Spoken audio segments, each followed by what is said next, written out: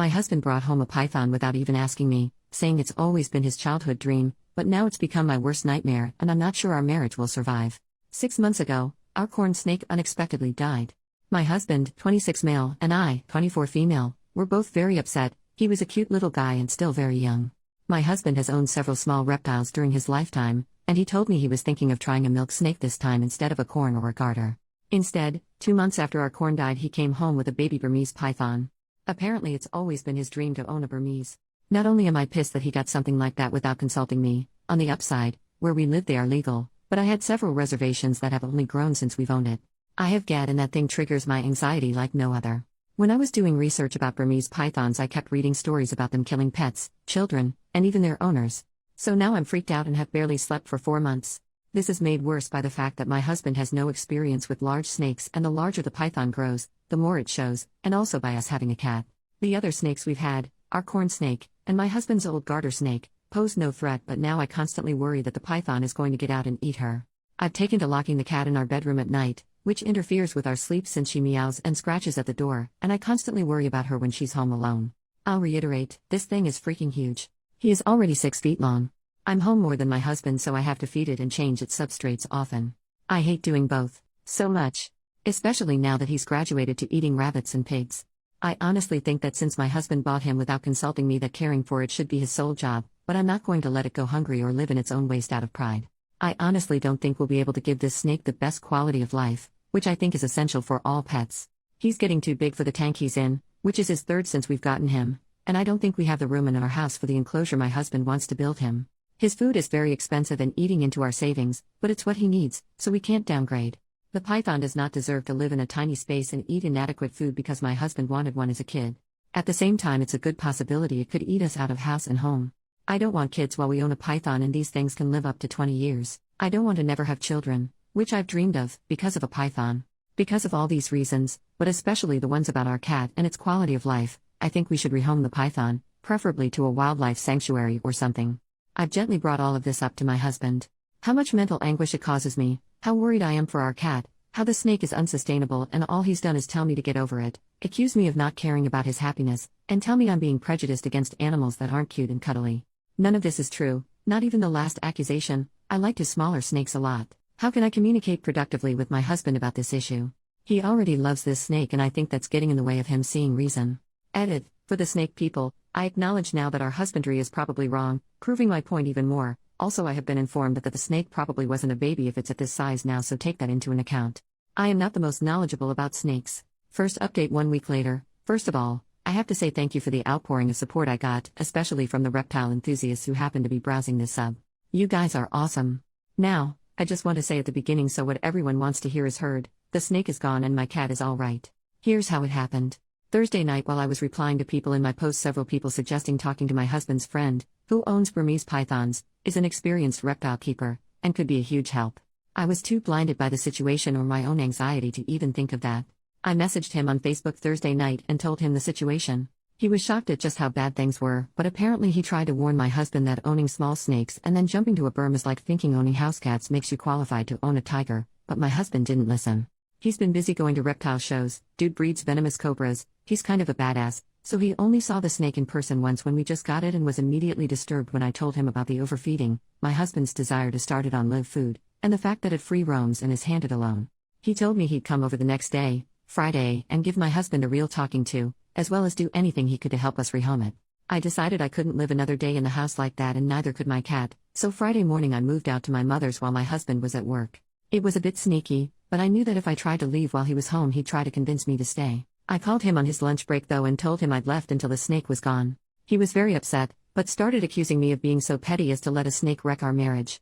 I had nothing productive to say to that, so I told him I'd talk to him later. Well, my husband's friend was so angry at what he saw of the snake that when he got to the house when my husband was home from work, he gave him the tongue lashing of his life, and told him in plain terms that now that he saw how woefully inadequate we were as big snake keepers, there was no way he was going to let the snake stay at our house. Being yelled at really affected him. When my husband drove over to my mother's to talk to me, he looked like a kicked puppy. He broke down and told me that he loved me, that he was sorry for the hell he put me through, and that it had taken having reason yelled to him by an expert for him to really see what was going on, and that he understood now that the snake could no longer live with us. I know that at that point that the sorrow he felt was due to having his snake taken away, not of real understanding, not yet. So don't worry, he's not completely off the hook. It was cathartic to hear though. His friend contacted a herpetology society he works with regularly and then, a member of that society whose specialty is rehabilitating snakes that irresponsible pet owners get and then mistreat on his ranch. So Snake went yesterday to this guy's ranch, where he'll be fed the right food and go on a diet apparently, and live in a space big enough for him. My husband and I have talked a lot about this and he acknowledged that his fervent desire to fulfill his childhood dream made him careless and selfish, that he wasn't trying to be malicious towards me, but he just wanted the snake so badly he'd do and say anything to keep it. It still seems like, though, that he hasn't learned, which I'm not expecting this early but is still a mite disappointing. He talked yesterday about getting a ball python and I put my foot down. I don't think we should get another snake for a long time. On Sunday I sat him down and asked him to tell me the truth of how he got the python, because walking into a pet shop for a milk snake, and just finding a Burmese was sounding more and more implausible the more I thought about it. He admitted that he arranged to get one with a breeder online while he was telling me he wanted a little snake, meaning he was actively lying to me. This breeder is also a state away, meaning my husband participated in something illegal when he met up with him to get it, since transporting Burmese pythons across state lines is against the Lacey Act. I'm very angry about this. I'm upset about his lies, and I'm upset that he blew me off for months. He admitted he lied just because he knew I'd say no, which shows such an immaturity that almost disgusts me. I'm upset that he broke the law. I'm upset that he only listened to what I told him when it came from someone else. Apparently he's been having a quarter-life crisis that he didn't tell me about, because he feels that he should have accomplished more with his life at 26, he never went to college. I feel sympathy for him with that. But that's no excuse to treat me badly. I moved back home with Kitty last night, but our marriage is in severe jeopardy right now due to the lying and the lack of respect my husband has shown me. But I made vows to stick with him and I don't take those lightly. We're going to be getting counseling, which I hope will make him really see what was wrong with what he did, rather than a knee-jerk response to being in trouble, so to speak, and will strengthen us. If not, well, I'll have to consider my options. Second update 1 month later. Hi, I'm back. The snake is still gone, but I guess I'm coming back out of desperation. People messaged me wanting to know how I was doing anyway. On the surface, therapy has been going well. My husband has been doing everything right. He's been contrite, open-minded, and treats me like a princess at all times. I can tell at home that he's making a conscious effort to listen to my opinions and thoughts, and incorporate our therapist's suggestions into our lives. I feel like the hugest jerk saying this, but I don't think it's enough. Over these past weeks I've had to come to terms with the fact that something about how I view my husband has fundamentally changed. And finally, after extensive soul-searching a few days ago, I realized what it was. I have no respect for his intelligence anymore, after all this. That is very, very important to me. And now it's just gone and I don't know how it can come back without him getting a personality overhaul. It's killed my physical attraction to him. I normally have a high libido and prior to all this we made love 4 to 5 times a week. Now, since all this went down we've been intimate 3 times. To be fair, while the snake was here we were down to 2 to 3 times a week, but it was still more frequent than this. Despite all the changes he's making he's still himself and I don't think I can like who I know him to be now. He's still his goofy, absent-minded self who needs me to balance the checkbook and pack his lunch. I can't respect that anymore. I don't want to be his mom or a naggy sitcom wife. I used to love doing these things for him. Throughout our relationship I've taken care of him, patched him up, and helped him solve his problems.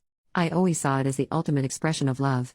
Now I'm just sick of it. He can tell something's still wrong. He's irritated about my lack of forgiveness and lack of an intimate drive lately when he's objectively doing all the right things. But his lack of understanding towards my apprehension makes my feelings even more pronounced. I realized the other day that I love him dearly as a friend. I've known him since I was 9 years old but no longer as a husband. That devastates me. I can't believe I'm thinking divorce after less than a year of marriage. I feel like such a failure. I haven't broached these feelings in therapy yet, because they crystallized only a few days ago. But I don't know how to start because I know saying them will mean my marriage will be over. I have talked to my mom and friends about this, and they all tell me to wait longer, to stick it out, because I made vows. But I feel like I found out something fundamental about my husband that I wish I never had, and that nothing can be the same now. Third update 9 years later, posted on October 14, 2024. My posts were reposted somewhere and one of my friends sent me them saying, "I think you wrote these posts." And reading them, yeah, I did. A lot of people seem to be wondering what happened to me, so I logged into this account for the first time in almost 10 years to give one final update about what happened. Basically, my ex-husband brought home a Burmese python after telling me he wanted a milk snake. I was really scared of it and anxious, and he was dismissive of my worries. I ended up getting the snake shipped off to a reptile ranch, but it absolutely shook my trust in my ex because he was lying to me. It also made me realize he relied on me to do everything for him like a second mother, and that I hated that. I really tried to work through the feelings I posted in the second update, but after 3 months, we separated. It's totally okay if you judge me for this because I judge myself. After being separated for half a year, we ended up making love. My grandma had just died. I was devastated, and he came to the funeral to support me, and because he'd known her forever and loved her too. We went home together after the family lunch and we ended up having comfort love making. Neither of us wanted kids at that point, but my IUD had slipped into my cervix at some point before this and I ended up getting pregnant. Both of us were unsure about introducing a kid into our relationship, but decided to get back together and make another effort. I had always wanted to be a mom, and didn't want to abort. We found out pretty early into the pregnancy that it was actually a molar pregnancy. Meaning that instead of a normal fetus, I was pregnant with a tumor. I had the mole removed, but I was one of those lucky people who develops cancer from their molar pregnancy. Luckily the cancer was caught when I was only at stage 2 and responded really well to chemotherapy. I've been cancer-free since 2016. However, my ex's behavior when I was extremely sick from chemo, we had stayed together after losing the pregnancy, caused me to put my foot down and want to divorce. He wouldn't, or couldn't, pick up the slack around the house, and I couldn't deal with it anymore. I felt like I couldn't depend on him for anything, not even when I had cancer. Literally a week after I was told I was cancer-free, I told him I was moving out and wanted a divorce. I lived with my mom for a year while our divorce was being finalized and a bit after it, and then decided to get a job in a new city because I needed a new beginning.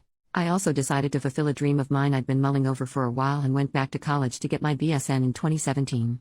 I graduated in 2019 because I was in an accelerated program for people who already have another degree, and I now work as a neonatal nurse. The job can be really wearing and difficult, but it's so amazing watching tiny and sick babies grow and thrive and eventually leave. I feel like I've found my calling. I also met a guy in my class when I went back to school.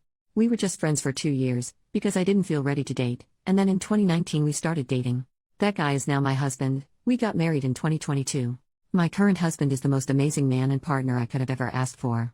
I can fully lean on him, and him on me. And I don't have to ask him to please pick his socks up off of the floor. He even does most of the cooking because I hate cooking. Due to my cancer treatment, I went into premature ovarian failure, so we are going to start IVF in the new year with eggs I had frozen before my chemo began. We also want to adopt and or foster at some point and have been looking into that as well. I know for sure my husband is going to be a wonderful support for me and an amazing father. At the time of my divorce I had no confidence my ex would be either of those things. I don't want to just bash my ex though. He is doing much better since we got divorced. A month after I left for good, he attempted to off himself and was put on a 72-hour hold at the hospital. He took their advice to follow up with a psychiatrist seriously, and was diagnosed with ADHD. It explains so much about how he was when we were together. A little later on, he was also diagnosed with autism. I don't speak to my ex because it's too painful for both of us, but my mom is still close to his mom and has given me some updates. He's taking medication that's really helped his ADHD, and was able to go to trade school. He has a much better job now and has been in a steady relationship. I wish him all of the best. I look back on my old posts and all I can do is shake my head. I was putting up with so much I would never put up with now. I was so grown up because I was 24 and married, but clearly I still had maturing to do. Part of me feels sad for my ex too, because he was struggling for so long and I was writing him off as unhelpful. However, even though he had a medical reason for being inconsiderate, I still had to do what's best for me, and I was at my breaking point. Considering his success, I think we're better off without each other. Oh, and I still talk to my ex's friend the cobra breeder from time to time. Bucatini the Burmese python is still doing great in his new home.